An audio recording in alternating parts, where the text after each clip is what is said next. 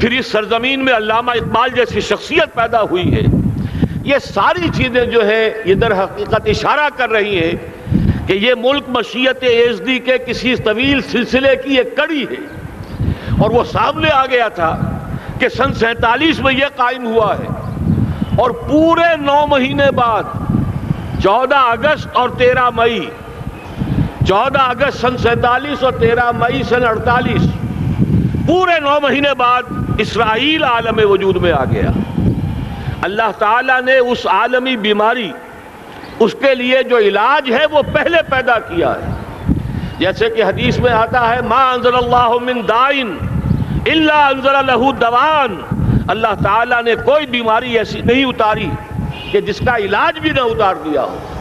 اور جیسے کہ ماں کی چھاتیوں میں بچے کی ولادت سے پہلے دودھ پیدا ہو جاتا ہے، اس کی غذا کا بندوبست پہلے ہو جاتا ہے، اسی طریقے سے اسرائیل کا جو فتنہ اٹھنے والا تھا اس کی سرکوبی کے لیے پاکستان وجود میں آیا ہے. اور آج وہ مرحلہ آ گیا ہے تاریخ کا ایک عظیم موڑ. آپ دیکھیں گے کہ بڑی مشابہت پیدا ہو گئی ہے. ایک طرف بظاہر امریکہ کی مرضی کے خلاف اسرائیلی وزیر اعظم نتن یاہو وہ بڑا ایک غرور کا اور بڑے تکبر کا مظاہرہ کر رہا ہے، اور وہ پورا پیس پروسیس جس پر نہ معلوم کتنا وقت صرف ہوا تھا، کتنی محنتیں ہوئی تھیں، کتنے راؤنڈز آف ٹاکس ہوئے تھے، کبھی واشنگٹن میں ہوئے ہیں، کبھی اوسلو طرز کا کوئی معاہدہ ہوا ہے، کبھی پھر اور اس کے بعد پیشی ہوئی تھی میڈرڈ کے اندر بھی، لیکن وہ سارا پیس پروسیس جو ہے اس کی دھجیاں کر رہا ہے. وہ وقت بالکل قریب نظر آ رہا ہے کہ یروشلم کے مسئلے پر وہاں بٹی دہک اٹھے گی.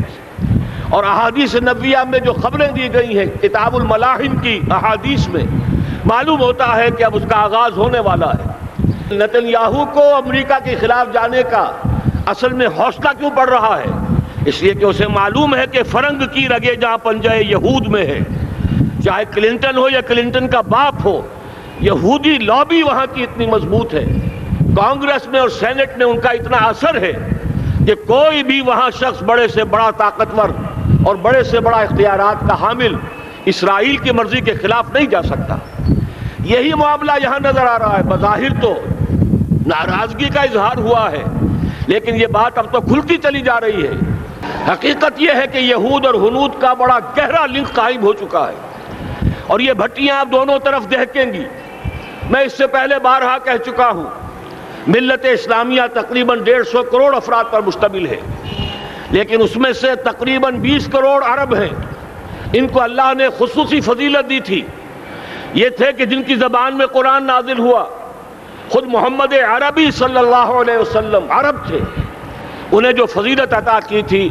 لیکن بدقسمتی سے اس دور میں آ کر بھی انہوں نے آزادی حاصل کرنے کے بعد بھی اپنا قبلہ درست نہیں کیا. کسی نے ماسکو کی طرف رخ کیا، کسی نے واشنگٹن کا رخ کیا، اللہ اور اس کے رسول کی طرف رخ نہیں ہوا. واقعہ یہ ہے کہ مجرم ہیں. دوسرے بڑے مجرم 150 کروڑ میں سے 10% یہ 15 کروڑ مسلمان ہیں. حالیہ جو سینسس ہمارا ہوا ہے اس کے بعد اندازہ ہو رہا ہے کہ یہاں کی آبادی 15 کروڑ ہو چکی ہے. 10% امت مسلمہ کا مسلمانان پاکستان ہے، اور یہ اس اعتبار سے کہ اسلام کے نام پر ملک بنا کر نصف صدی گزار چکے، لیکن یہاں پر اسلام کا بول بالا نہیں ہوا، کتاب و سنت کی بالا دستی کر اعلان نہیں ہوا. دستور میں ساری اسلامی دفعات موجود، لیکن اس کے ساتھ ہی ایسے خلا موجود، چور دروازے موجود کہ کوئی دفعہ بھی مؤثر نہیں ہے. یہ منافقت کا پلندہ لے کر ہم چل رہے ہیں اس دستور کو، اس دستور مملکت پاکستان کو. لہذا واقعہ یہ ہے کہ یہ بھٹی جو ہے اب ہماری آزمائش کے لیے آگ آد ابراہیم ہے، نمرود ہے. کیا کسی کو پھر کسی کا امتحان مقصود ہے؟ اسی لیے میں نے وہ آیت بھی آپ کو سنائی، وَلَنَّبْلُوَنَّكُمْ بِشَيْءٍ مِّنَ الْخَوْفِ وَالْجُوعِ. آج کی صورتحال پر غور کیجئے، کس درجے یہ الفاظ ہمارے جو ہیں وہ ثابت ہو رہے ہیں اور جس اپلائی ہو رہے ہیں. ایک خطرہ پیدا ہو چکا ہے. واقعہ یہ ہے کہ کوئی کرائسس ہو، کوئی خطرہ ہو، کوئی اندیشہ ہو تو قوم جاگ جایا کرتی ہے. اور اس کے بعد حقیقت یہ ہے اگر ہم نے جرأت کر لی، اور مجھے یقین ہے کہ ہو جائے گا، کچھ لیت و لال ہے، کچھ تاخیر ہے، حکومت کے کچھ اعلانات دو طرفہ سے بھی آ جاتے ہیں، لیکن مجھے یقین ہے یہ دھماکہ ہوگا، یہ مشیت ایزدی ہے، یہ شدنی امر ہے، یہ ہوگا۔ اور اس کے بعد یقیناً اس آیت مبارکہ کا دوسرا لفظ ہم پر منطبق ہوگا، وَلَنَبْلُوَنَّكُمْ بِشَيْءٍ مِّنَ الْخَوْفِ وَالْجُوعِ۔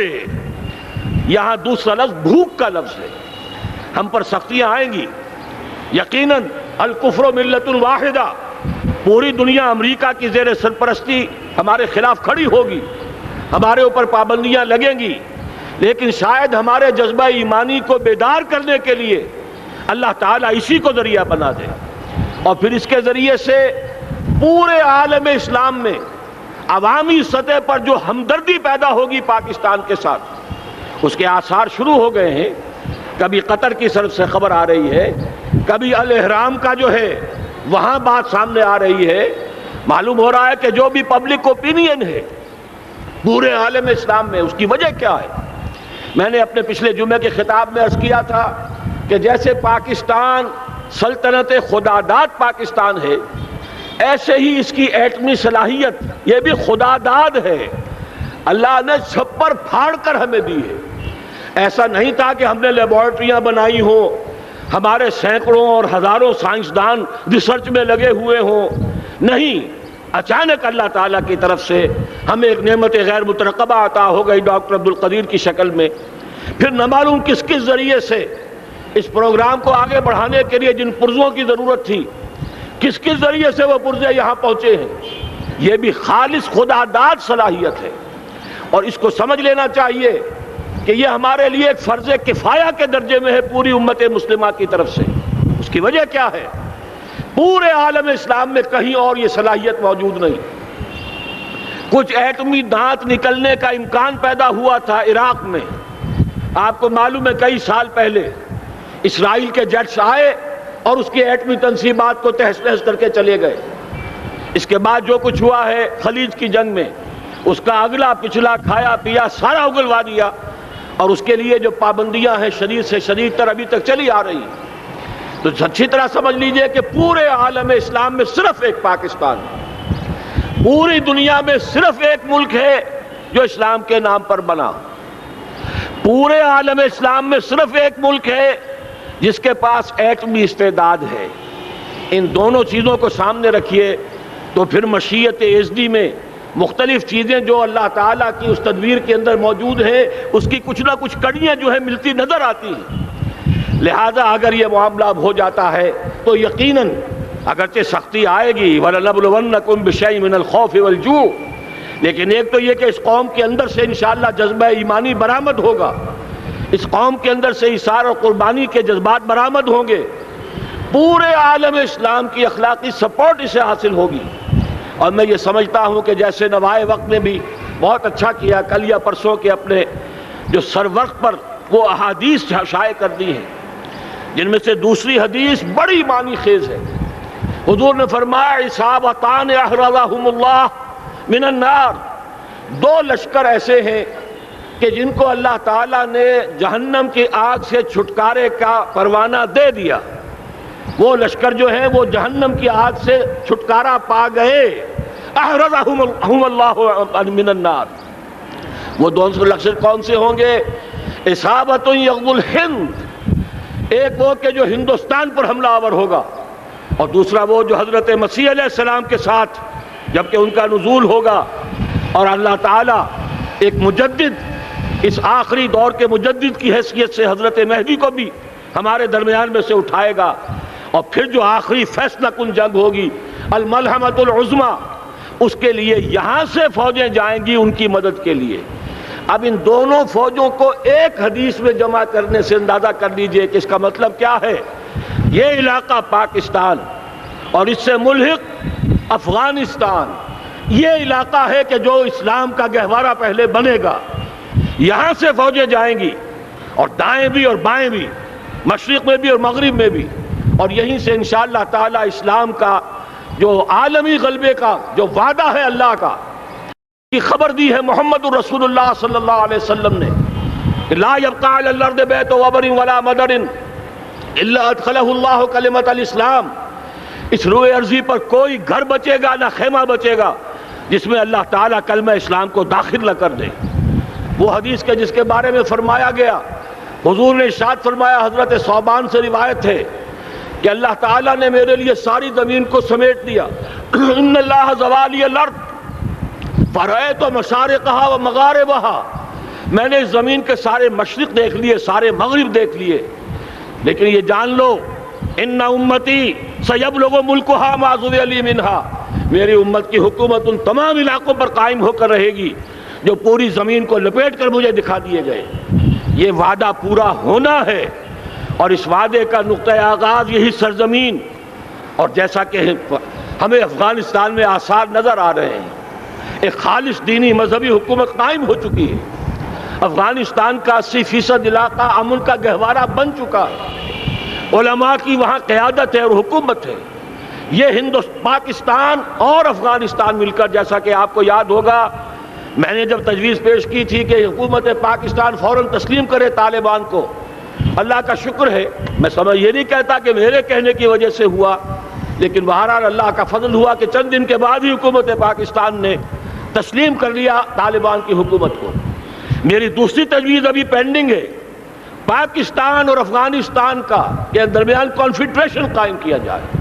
یہ ملک دونوں مل کر واقعتاً، کہ ایک نے واقعتاً 15 لاکھ سے زیادہ جانیں دے کر مرنا سیکھ لیا ہے، اور جو قوم مرنا سیکھ لے اسے کوئی مار نہیں سکتا، اسے کوئی شکست نہیں دے سکتا، اور ایک وہ قوم ہے پاکستان میں کہ جو 400 سال کی تجدیدی مسائی کے اثرات کی امین ہے، یہ اس کا تراث علمی ہے، چاہے وہ تحریک حضرت مجدد الفسانی کی تھی، چاہے وہ علمی تحریک شاہ ولی اللہ کی تھی، چاہے وہ تحریک جہاد سید احمد بریلوی کا تھا، چاہے اور جو بھی رجال عظیم پیدا ہوئے ہیں 14ویں صدی ہجری میں، ان سب کے اثرات یہاں موجود ہیں۔ یہ چیزیں مل کر وہ طاقت بنے گی کہ یہاں سے اسلام پھر پھیلے گا، مشرق کی طرف بھی مغرب کی طرف بھی۔ اصابۃ تغزو الہند و اصابۃ مع عیسیٰ ابن مریم، یہ چیزیں جو ہونی ہیں الحمدللہ میں سمجھتا ہوں کہ اب تیزی کے ساتھ حالات اس رخ پر جا رہے ہیں۔ کہیں فرمایا ان ینصرکم اللہ فلا غالب لکم، اگر اللہ تمہاری مدد کرے تو کوئی تم پر غالب نہیں آ سکتا، وَإِن یخذلکم، اور اگر خدا نہ خواستہ اللہ تعالیٰ ہی اپنی مدد تم سے کھینچ لے، واپس لے لے، سلب کر لے، ان یخذلکم، تمہیں چھوڑ دے، فمن ذا الذی ینصرکم من بعدہ، تو پھر کون ہے جو تمہاری مدد کر سکے گا۔ اس مرحلے پر سیاسی جماعتیں اپنے جو ان کا مزاج ہے اس کے مطابق چاہتی ہیں کہ کیپٹلائز کریں، پولیٹیکل مفادات حاصل کریں۔ بہرحال میرے نزدیک ایک کنسنسس ہونا چاہیے، ایک نقطے کا دھماکہ ہونا چاہیے، اور نمبر 2 اللہ اور اس کے رسول کے ساتھ صلح اور اللہ کی مدد کی ضمانت حاصل کرنے کے لیے کتاب و سنت کی ٹوٹل بالادستی، پورے دستور پاکستان میں کوئی شے اس کے منافی ہو اس کو نکال کر باہر کر دیا جائے، نفاق سے پاک کر دیا جائے۔ جیسے دعا ہے اللہم ربنا طہر قلوبنا من النفاق، اسی طرح دعا مانگیے کہ اللہ ہمارے ملک کے دستور کو نفاق سے پاک کر دے، اور وہ ساری ترامیم جن کا کہ ہم نے ایک مہم بھی چلائی تھی، وہ ترامیم جس کا تقریباً وعدہ کیا تھا نواز شریف صاحب نے، جس کے لیے 2 مرتبہ ایک محفل میں کہا تھا راجہ ظفر الحق صاحب سے کہ راجہ صاحب پھر تیاری کیجئے اور دستور کی ترمیم کا بل تیار کیجئے، لیکن یہ کہ معلوم ہوتا ہے کوئی بڑا ہاتھ ایسا تھا جس نے روک دیا ہے۔ یہی ہاتھ ہے جو آج ہمیں ایٹمی دھماکہ کرنے سے روک رہا ہے۔ ہمیں چاہیے کہ یہ دونوں دھماکے بیک وقت کریں، اور ان دونوں دھماکوں کے بعد پھر چاہے دنیا کی کوئی طاقت ہماری دشمن بن جائے، ہمارے لیے اللہ تعالیٰ کی مدد و نصرت ہوگی۔ وَلَنَبْلُوَنَّكُمْ بِشَيْءٍ مِّنَ الْخَوْفِ وَالْجُوعِ وَنَقْصٍ مِّنَ الْأَمْوَالِ وَالْأَنفُسِ وَالثَّمَرَاتِ وَبَشِّرِ الصَّابِرِينَ الَّذِينَ إِذَا أَصَابَتْهُم مُّصِيبَةٌ قَالُوا إِنَّا لِلَّهِ وَإِنَّا إِلَيْهِ رَاجِعُونَ۔ تو قوم انشاءاللہ تعالی، میں یہ سوچا کرتا تھا قوم مردہ ہے، بے حس ہو چکی ہے، دین سے عام طور پر بیزاری پیدا ہوتی جا رہی ہے، جو ہمارے دینی قیادت ہے اس سے بھی لوگوں کے اندر مایوسی پیدا ہو رہی ہے۔ کیسے ہوگا؟ میں نے بارہا کہا جب میں یہ شواہد دیکھتا ہوں جو حدیث میں ہے، جس کی خبریں دی گئی ہیں، 400 سال کی تاریخ دیکھتا ہوں، تو مجھے پاکستان کا مستقبل بہت شاندار نظر آتا ہے۔ یہ تو مشیت ایزدی میں کسی بہت اہم رول کو پلے کرنے کے لیے قائم ہوا ہے۔ جب میں زمینی حالات کو دیکھتا ہوں تو مایوسی ہوتی ہے، لیکن میں یہ سمجھتا ہوں کہ وہ وقت آ گیا ہے کہ جس میں یہ قوم جھنجھوڑی جائے۔ ایک دفعہ کا یہ جھنجھوڑا جانا انشاءاللہ تعالی ہمارے بہت سے دل اندر دور کر دے گا۔ آخر چینی کیا تھے؟ ایک 10 صدی پہلے کے چینی افیمی قوم آج کہاں سے کہاں پہنچ گئی ہے۔ ہمارے اندر بھی چاہے یہ کہ اوپر راکھ ہے، اندر چنگاریاں ہیں، ان چنگاریوں کے بھڑکنے کا وقت آ گیا ہے، اور انشاءاللہ العزیز اسی ایٹمی دھماکے سے اس پورے عمل کا جو ہے آغاز ہو جائے گا، جس سے یہ سرزمین پاکستان اسلام کا گہوارہ بنے، اور پھر یہاں سے پوری دنیا میں اسلام کے غلبے کی جد و جہد کا آغاز کیا جائے۔ بس میں اسی پر اکتفا کر رہا ہوں۔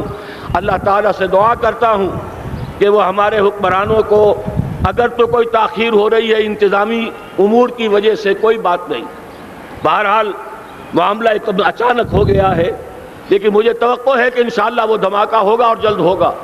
اگر کوئی تذبذب ہے تو ہم اللہ تعالیٰ سے دعا کریں گے وہ نواز شریف صاحب کے دل کو پھیر دے اور اس کے اندر استقامت پیدا کر دے، اور دوسرے یہاں کی سیاسی جماعتوں کو بھی یہ توفیق دے کہ کوئی اور سیاسی مسئلہ اس وقت نہ اٹھائیں، اور جو بھی یہاں پہ مذہبی اور دینی عناصر ہیں انہیں اللہ توفیق دے کہ وہ اس دھماکے کا مطالبہ کرنے کے ساتھ ساتھ، بلکہ میں یہ سمجھتا ہوں کہ اس سے بھی زیادہ زوردار انداز میں دستور پاکستان سے منافقت کے خاتمے اور کتاب و سنت کو سپریم لا قرار دینے کی ترمیم جو ہے اس کا دھماکہ بھی کیا جائے۔ اللہ تعالیٰ ہمیں اس کی توفیق عطا فرمائے۔ اقول قولی ھذا واستغفر اللہ لی ولکم ولسائر المسلمین والمسلمات۔